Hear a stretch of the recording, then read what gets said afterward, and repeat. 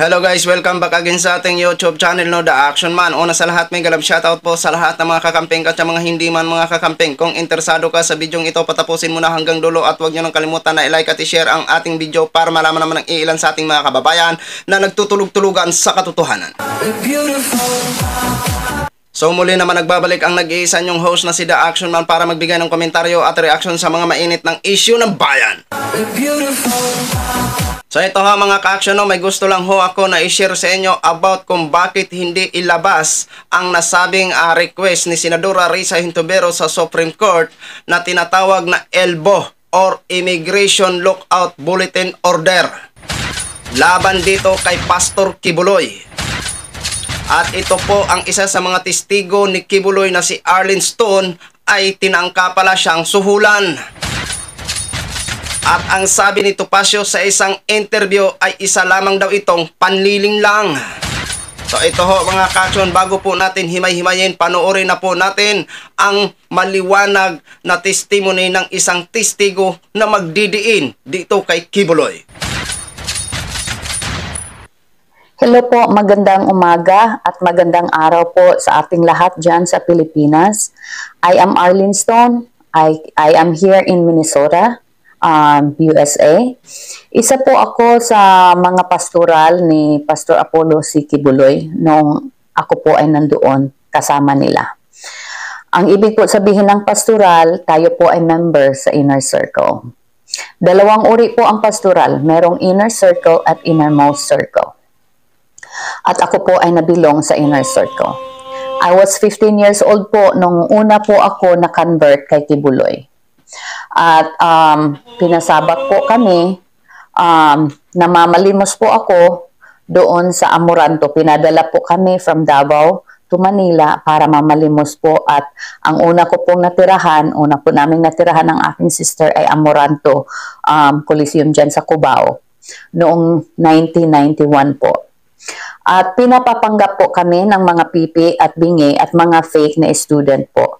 May dala-dala po kaming iba't ibang association para kami po ay lumikom ng pera. Isa po sa mga association na dala namin ang CGF, Children's Joy Foundation, Pag-asa ng Buhay, Pagdamay sa Dukha Association, Shivers, Psalms of David,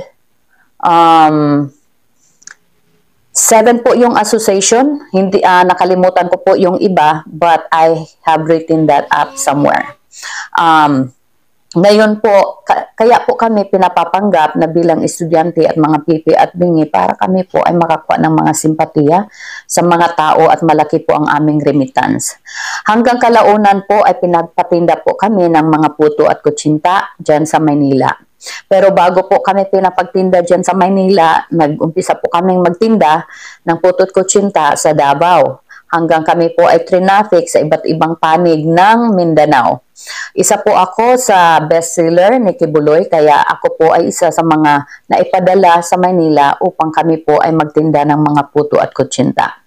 Kapag kami po ay hindi po makakota at hindi po mabinta ang aming mga paninda, kami po ay may mga punishment.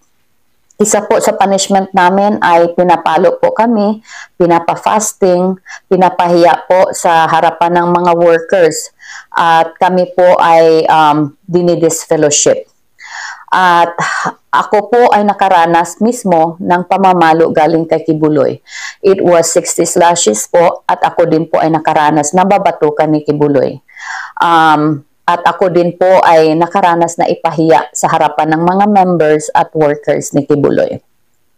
Bilang pastoral po, ako po ay nagmamasahe ni Kibuloy at sa kanyang mga spiritual wives. At noong una po akong magsalita, in 2019, ako po ay inalok nila na bayaran upang manahimik. Pero hindi ko po tinanggap ang alok na yon dahil ako po ay maganda naman po ang ating trabaho dito sa States at malaki naman po ang aking kinikita dito. I am blessed kaya hindi ko po tinanggap yon kasi ang importante po sa akin ang mabigyan ng justice ang aking mga kasamahan na sobrang inaboso. It's not just for me but for my people who were very abused, especially po sa mga minors, no, na mga inaboso ni Kibuloy. Yun po ang masakit para sa akin. Marami po akong mga kausap ng mga survivors from different part of the world po. At sa akin po sila lumalapit, nag-vent out po sila sa kanilang mga struggles. Kaya po ako ganito, courageous para po sa kanila, hindi po para sa akin. Kasi ako po ay nakapag-umpisa na at nalagpasan ko na po ang struggle na mag-umpisa sa bagong buhay. Pero ako po ay nasasaktan para sa kanila kasi marami po sa kanila that until now, they are struggling. Especially po yung mga minors na masyadong inabuso ni Kibuloy. Doon po ako masyadong nasasaktan. Kaya hindi po ako mananahimik hanggat hindi po tayo makakuha ng justice for everyone. Kaya ito po ang aking panawagan na sana po ang ating mga mambabatas dyan sa Pilipinas ay bigyan nyo naman ng tuon yung ating mga kababayan, lalong-lalo na yung mga kababaihan na sobrang inabuso. Maraming salamat po kay Senator Risa Hontiveros for looking into this matter at sa iba po ng mga mambabatas natin. So yun na ho mga ka-action, mga kakamping, no, narinig na po natin ang testimony ni Ma'am Arlene na kung saan grabe ang dinanas niya nung panahon na nasa puder pa siya ni Kibuloy. Diba? Diba napakasaklap? At inalok pa siya, tinangkang alukin na bayaran para sa kanyang ikakatahimik o parang manahimik.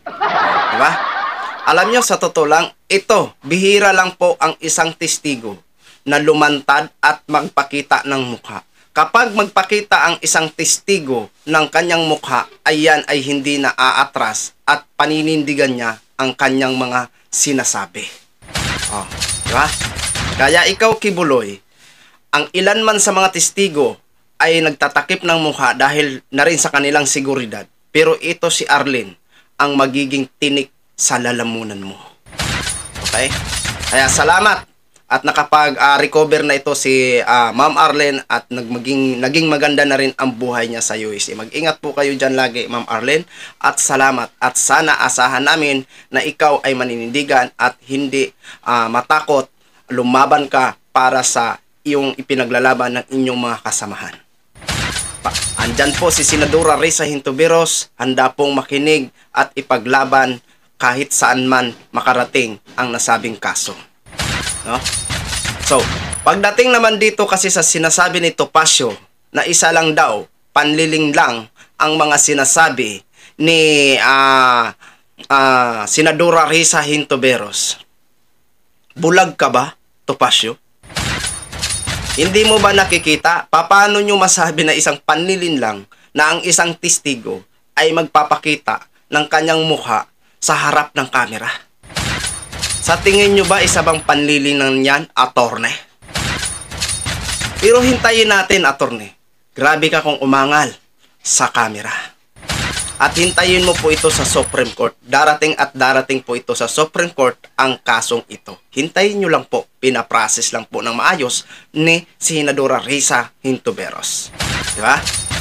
At pagdating naman dito, laban dito kay Kibuloy na tinatawag na elbow o Immigration Lookout Bulletin Order, hindi nga ito basta-bastang ilalabas. Dahil ayon sa batas, ilalabas lang ang nasabing order na ito na Immigration Lookout Bulletin Order kapag may preliminary investigation na at may naisampa na kaso sa Supreme Court. Okay? Para mapigilan ang isang tao o si Kibuloy na lumabas ng bansa. Diba? Hintayin ho natin. Hintayin ho natin Clabano. Si Clabano po ang nagsalita. Okay, kung yan po ang rules. Rules is rules. Alam po na ang Senado ay nagpapalo at alam ho nila ang kanilang ginagawa. Okay? Hindi man naaprubahan ang request ni Senadora Risa Hontiveros. Pero dito sa mga testigo is malinaw po ito na si Kibuloy ay isa sa mga maipapatawag dyan sa Senado para imbestigahan at sagutin ang mga aligasyon ng testigo. Diba? Yun lang ho mga ka-action, no? Gin-share ko lang ho sa inyo. Maraming salamat po sa ating mga viewers, Luzon, Visayas at Mindanao all over the world. Ako po ang inyong lingkod, si The Action Man. Have a good day, everyone. Beautiful.